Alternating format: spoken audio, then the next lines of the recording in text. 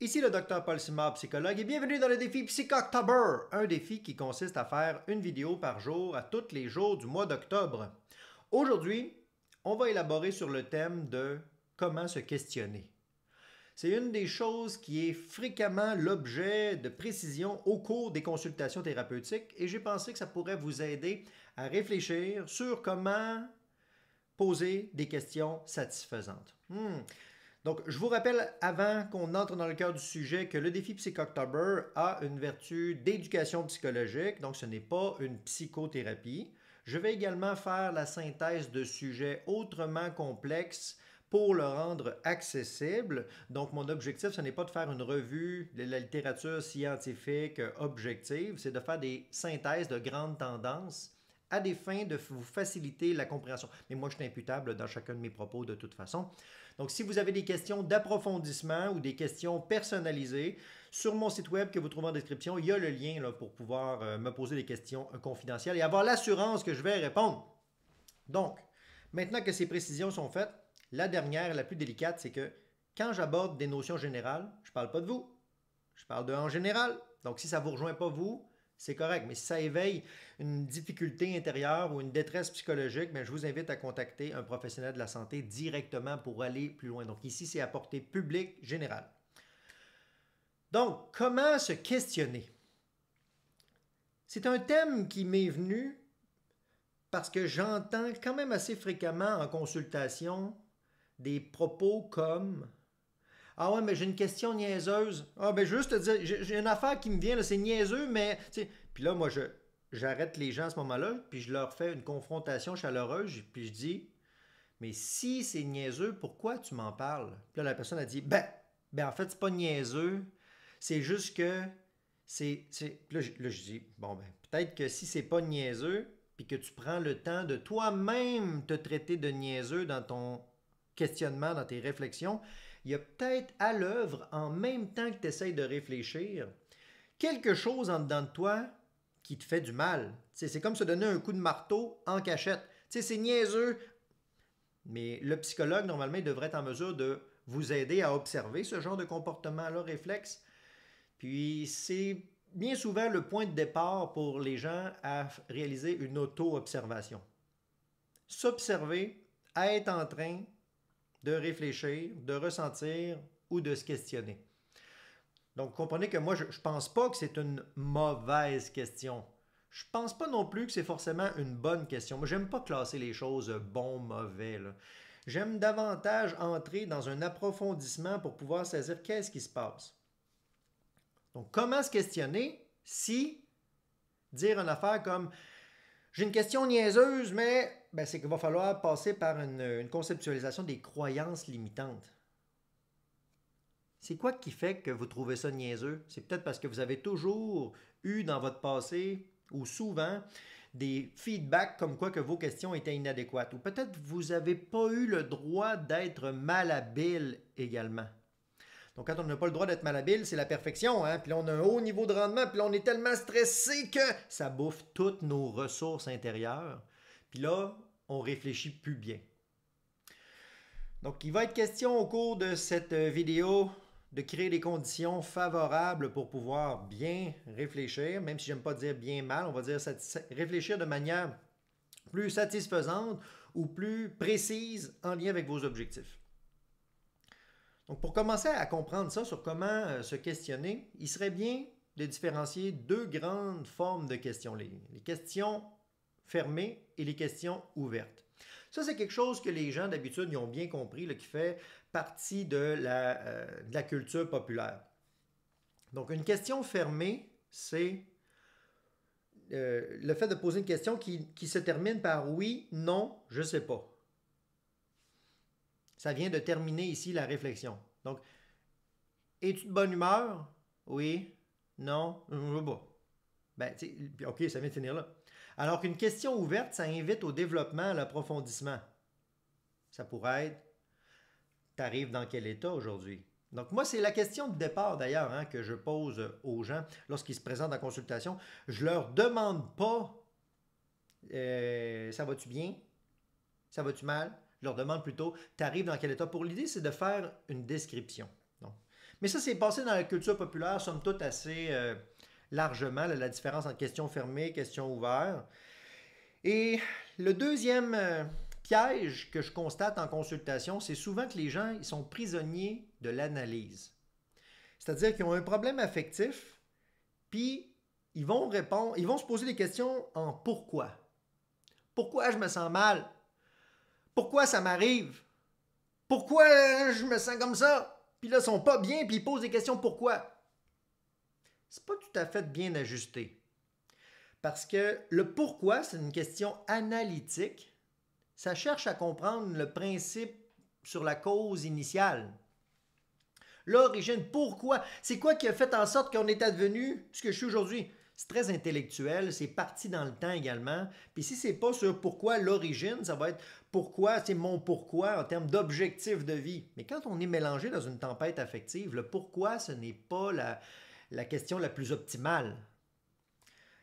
Au lieu de faire une question intellectuelle sur pourquoi, parce que ça peut être très bon, hein, mais c'est peut-être pas par là qu'il faudrait commencer afin d'explorer notre mal-être affectif. Moi, je préfère plutôt ramener les personnes sur un enjeu du questionnement qu'on appelle la description. Puis pour ceux qui ont déjà lu des articles scientifiques, vous savez qu'il y a une présentation de la description de la composition de l'échantillon avant de faire les analyses statistiques.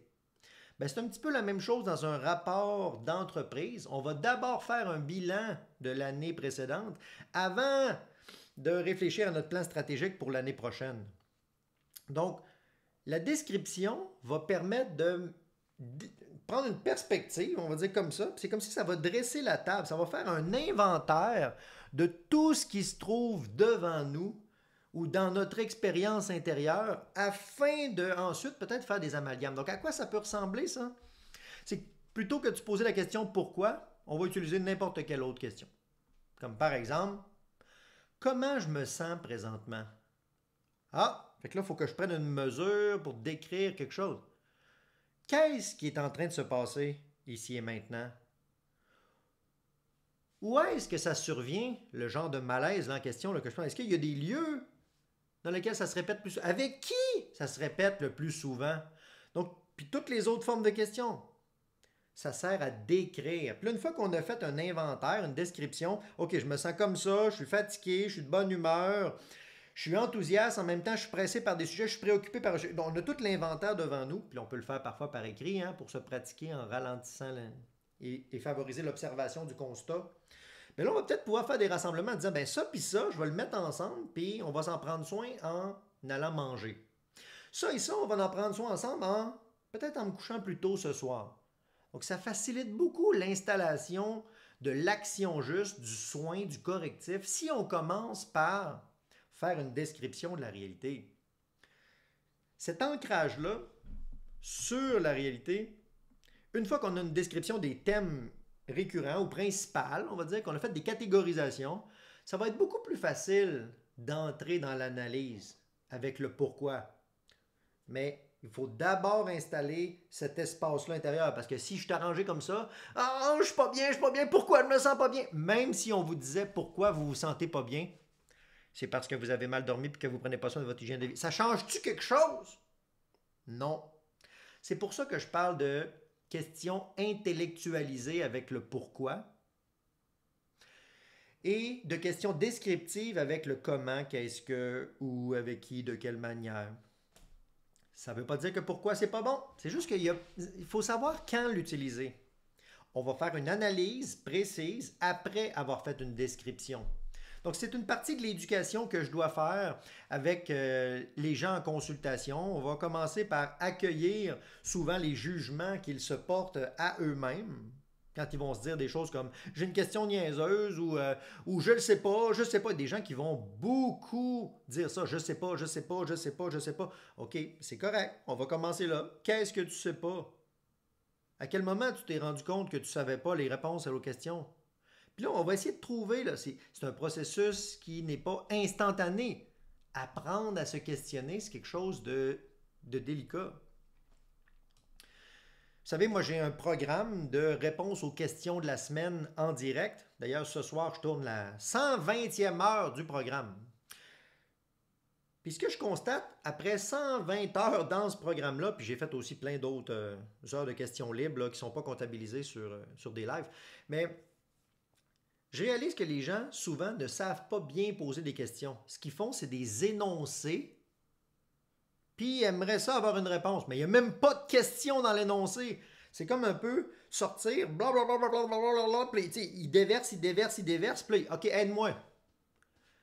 Ça pourrait être ça une méthode on pourrait dire, d'intervention adéquate pour un travail sur un objet, comme par exemple le garagiste. Vous pouvez dire, mon char fait des bruits, je suis pas bien, je suis écœuré, je suis pas bien dans mon siège, puis là vous lui donnez ça, puis là, lui, il va s'occuper de faire le tri puis l'examen de tout. Mais en psychologie ou en consultation, ce n'est pas seulement le psychologue qui peut vous réparer. C'est un travail d'alliance, de concertation ensemble. Puis moi, j'aime bien dire qu'il faut qu'il y ait deux experts pendant une consultation psychologique. Moi, comme psychologue, je vais essayer d'être l'expert de la psychologie. En tout cas, je vais essayer. Puis le patient, lui, il faut qu'il essaye d'être l'expert de sa vie. Fait que plus qu'il va s'intéresser à comprendre comment on fait pour se questionner, comment on fait pour prendre soin de soi, comment on fait pour se connaître, bien, plus que ça va être facile d'approcher l'expertise du psychologue.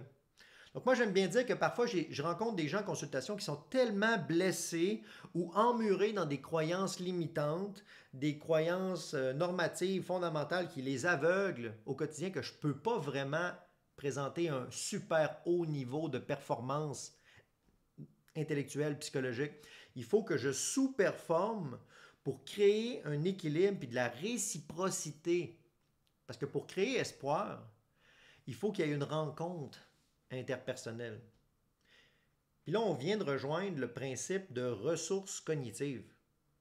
Le fait qu'un intervenant, ou que moi, mettons, je serais capable de poser des super questions, puis j'ai lu plein d'études scientifiques, mais si je monte dans le haut de ma tour, puis que la personne, elle n'est même pas capable de faire un petit peu de regard sur soi pour comprendre c'est quoi ça, la connaissance de soi, ben ma connaissance, elle va tomber dans le vide, puis ça va plus écraser le patient que l'aider.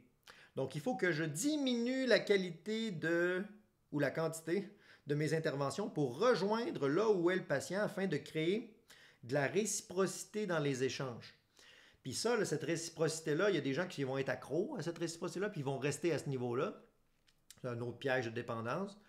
Mais si on y laisse jouer son rôle, normalement, ça devrait créer de l'espoir à l'intérieur du patient. Ça devrait lui permettre d'upgrader ses ressources intérieures en termes de qualité, de sentiment de sécurité. Ça va lui permettre de lui donner des exemples aussi comment on fait pour être curieux de sa propre intériorité, parce que c'est une zone aveugle, hein, ça. Le monde intérieur, c'est aveugle. C'est pas aveugle, mais c'est dans la zone aveugle. Alors que regarde tout ce qui se passe devant moi, puis les besoins des autres, je les vois, les besoins des autres. Mais mes besoins à moi, je l'entends souvent parler quand je suis plus capable. Donc, apprendre à se questionner soi-même, ça va demander d'avoir quelqu'un en avant de nous. D'avoir quelqu'un devant nous qui nous montre comment faire. C'est pas évident. C'est pas instantané. Mais le principe de curiosité va beaucoup vous aider là-dessus. Être curieux des mécaniques, être curieux des processus. Mais ça veut dire se donner de l'attention, se donner de l'énergie, se donner du temps. Puis là, on a d'autres choses à faire. Puis vu qu'on n'allait pas bien, souvent, on va avoir tendance à vouloir un raccourci ou vite, je veux sortir de là. Puis là, le psychologue est en train de vous dire qu'il va falloir dépenser de l'énergie pour vous occuper d'un problème, alors que vous n'en aviez pas d'énergie, justement. Ben, c'est là qu'on voit la différence entre le travail sur un objet et un sujet. Donc le sujet, il va falloir l'aider à l'équiper d'espoir, de sécurité affective pour pouvoir créer un peu de ressources, là, commencer à mieux réfléchir et pas juste réagir. Donc je regarde mes notes. On a parlé un peu de croyances limitantes, de croyances normatives qui nous aveuglent comme un mur. La bienveillance, ça va jouer un immense rôle dans ça, dans la transmission de l'espoir. Donc même si moi je fais une confrontation chaleureuse à la personne, je ne suis pas en train d'être toujours dans l'hyper-bienveillance. Je suis en train de mettre de la bienveillance, mais dans un cadre restructurant. Donc c'est pour ça qu'on parle de confrontation chaleureuse. On pourrait l'opposer à confrontation frontale. Donc, moi, je ne suis pas en train de faire mal aux patients quand je les confronte de manière chaleureuse. J'essaie plutôt de les aider à avoir une image claire que, hey, il y a une incohérence ici, juste là, juste là, une incohérence. Puis là, la personne, si c'est bien fait, ça va allumer à l'intérieur d'elle une espèce de lumière, une espèce d'espoir. Elle va dire, ah, c'est bizarre ça. Puis là, on va l'aider là-dedans. On va aller s'accoter à côté pour lui renvoyer de la réciprocité, construire la confiance, de l'écoute active. On va l'aider à reformuler. Puis parfois, pour aider une personne à bien se poser des questions, il faut que moi, je sois silencieux en consultation.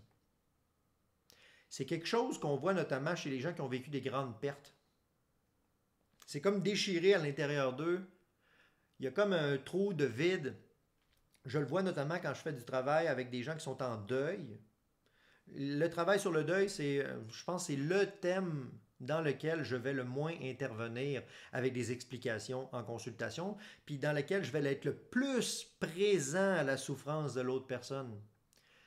Donc, ce n'est pas de la passivité.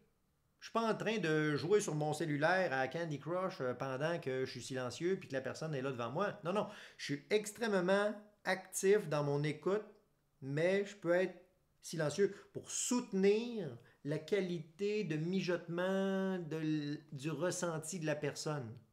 Parce que c'est tellement délicat, c'est tellement blessé que pour aider la personne, il faut comme se mettre en assistance sur le processus de réflexion.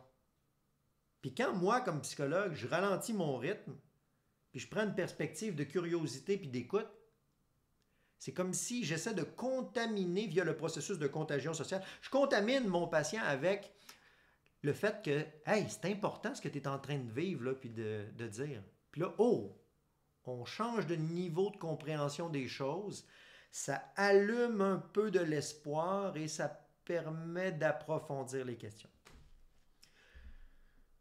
Donc à ce moment-ci, vous pourriez peut-être me demander, OK, mais as-tu des exercices concrets, là? Tu sais, comment qu'on ferait? Là? Mais pour aider les gens qui ont déjà commencé à faire un peu une démarche là, sur eux, là, mais qui sont souvent perdus, ils se posent des questions, mais sont perdus, ou ils n'ont pas une réponse satisfaisante instantanée. Moi, je leur propose un exercice de développement de la question, ou d'épluchure, un peu comme un épluchure de maïs. On va sortir l'essentiel de la question avec un processus en plusieurs étapes. On appelle ça un processus itératif. À quoi ça ressemble concrètement? On va pogner une première question, comme par exemple, la première étape, ça pourrait être une question floue, générale, que la personne se pose, comme mettons dire je me sens pas bien. Donc là, je dis OK, transforme ce que tu viens de dire, cette réponse-là, en début de question. Une autre forme de questionnement, mais appuyée sur cette réponse-là. On va dire comment je ressens le fait de ne pas me sentir bien. Je dis bravo, ça c'est excellent. C'est ça. À cette heure, essaye de faire une réponse à cette question-là. La personne dit je me sens pas bien, comment je sens. J'ai comme un moton ici. Fait que là, on est rendu à l'étape 2. Je dis OK, bravo. Maintenant, essaye de formuler une question avec les éléments de cette réponse 2-là. Ben là, la personne va dire quand est-ce que j'ai vu apparaître ce moton-là? Là, je dis bravo, on est rendu à l'étape 3. Essaye d'élaborer maintenant une réponse sur cette question-là de moton, quand est-ce qu'il est apparu? Puis elle va dire, quand on a parlé du thème de mon deuil ou de ma famille. OK, étape 4, vas-y. Plug-nous une question d'approfondissement sur cette réponse-là. Puis la personne va dire, des fois, les gens font face à un mur. Fait que moi, je peux leur proposer des questions d'approfondissement.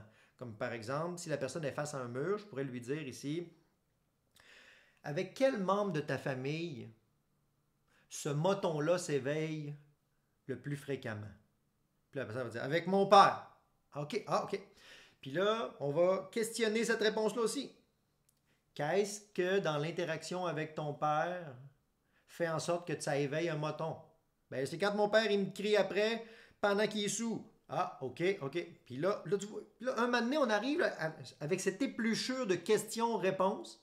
Questionnement de la réponse, réponse. Questionnement de la réponse, réponse. Après une séquence comme ça, on arrive souvent à un thème fondamental qui, pour la personne, va dire ah, OK, OK, c'est ça mon vrai besoin.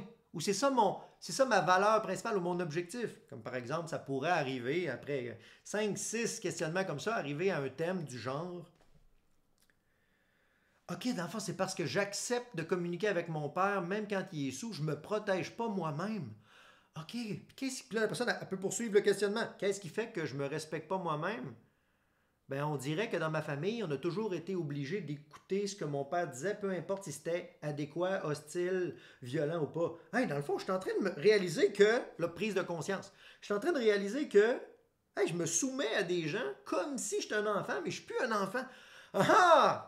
Puis là, quand la prise de conscience se fait, c'est beaucoup plus facile d'aller dans l'action juste qui se pose là, pour corriger les choses. Donc ici, ça pourrait être peut-être être plus prudent lors des interactions avec le père.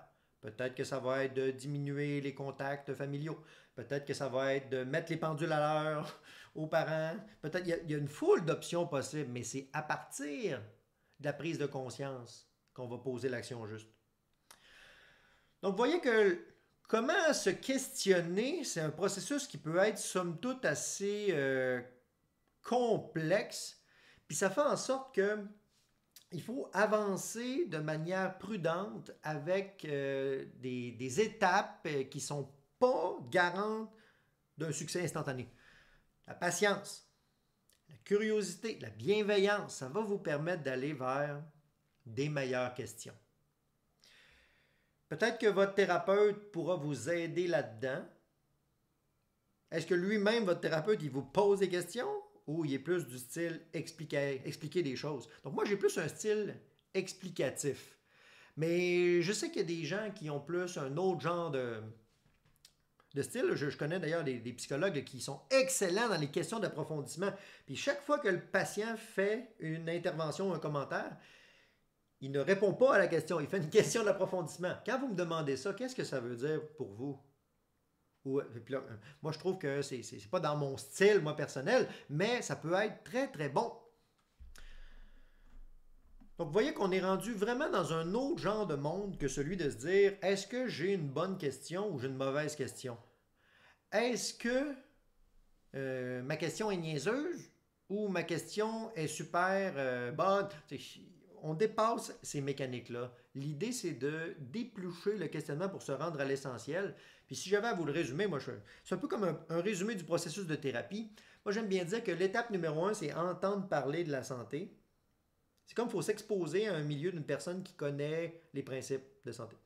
Ensuite, on va réaliser des observations. Ben, avec le questionnement, on fait des observations. Comment je me sens? Ben là, il faut que je mesure. Où est-ce que je me sens? Avec qui ça survient? De quelle manière? Puis là, après, peut-être 10 000 observations. Puis approfondissement. Un jour, ça va faire, poup, étape 3, prise de conscience. Ah! Mais on ne peut pas forcer l'apparition d'une prise de conscience. C'est comme une singularité, une prise de conscience. C'est à partir de là, on ne va plus réfléchir le phénomène de la même manière. Parce qu'on a comme step up. Ah, OK! Puis une fois qu'on a fait la prise de conscience, c'est plus facile d'identifier quelle est l'action juste à poser pour corriger les choses. Puis une fois qu'on a entendu parler, qu'on a observé plein de fois, qu'on a la prise de conscience, qu'on a posé l'action juste, bien, la dernière étape, ça serait de se reposer. Parce que maintenant, on ne peut pas tout le temps être dans l'action. C'est extrêmement important de savoir se reposer aussi. Prendre des pauses. C'est pour ça qu'une thérapie, ça se bâtit sur plusieurs consultations, contrairement à une conférence qui est en une shot. Ou la gestion de crise, peut-être, qui peut se faire en une fois. Puis je suis quand même assez surpris de constater qu'il y a des gens qui viennent en consultation thérapeutique, mais pour une rencontre. Puis là, ils voudraient que je leur livre tout le kit. Moi, j'ai un petit peu pallié à cette éventualité-là, dans le sens où tous mes nouveaux clients, maintenant, je leur donne mes programmes de formation web qui sont déjà pré-tapés, qui sont déjà sur une plateforme de formation. Donc, même s'ils viennent juste une fois, ils ont tout le kit pour réfléchir sur des dizaines d'heures de contenu de ce que de toute façon je vais expliquer en consultation. Mais je peux comprendre que ça n'a pas le même impact juste en entendre parler versus se faire guider dans les observations, puis se faire guider vers les prises de conscience, guider vers les actions justes à poser. Donc c'est quelque chose de très fin qui a besoin de recevoir un accompagnement personnalisé bien souvent. Donc, c'est pour ça qu'en début de vidéo, je vous disais que mon défi Psychoctober, c'est de l'éducation psychologique. Ce n'est pas de la psychothérapie. On a parlé des fausses croyances. Croyances limitantes. Alors voilà. J'aimerais savoir en commentaire, vous, comment vous appréhendez ça, le thème des questions? Est-ce que vous trouvez que vous vous posez à vous-même des bonnes questions? Allez-vous l'essayer, la dynamique, le d'épluchure de questions, genre, qu'est-ce que on répond, on replogue une question sur cette réponse-là, puis on essaye d'aller jusqu'au fond, puis là, ah, ok, prise de conscience. Je suis bien curieux de vous lire. Et sur ces questions, je vais aller mettre la vidéo sur la plateforme et on va se retrouver demain pour la suite du défi Psychoctober qui consiste à faire une vidéo par jour à tous les jours du mois d'octobre. Et moi, vous ne le voyez pas présentement pour ceux qui écoutent la vidéo en rediffusion, mais je suis en live sur TikTok en même temps. Oh! Alors, si vous voulez me rejoindre sur toutes mes plateformes, il y a mon lien de description, il y a mes programmes également qui sont tous là. Et voilà, c'était le Dr Paul Simard, psychologue. On se retrouve demain.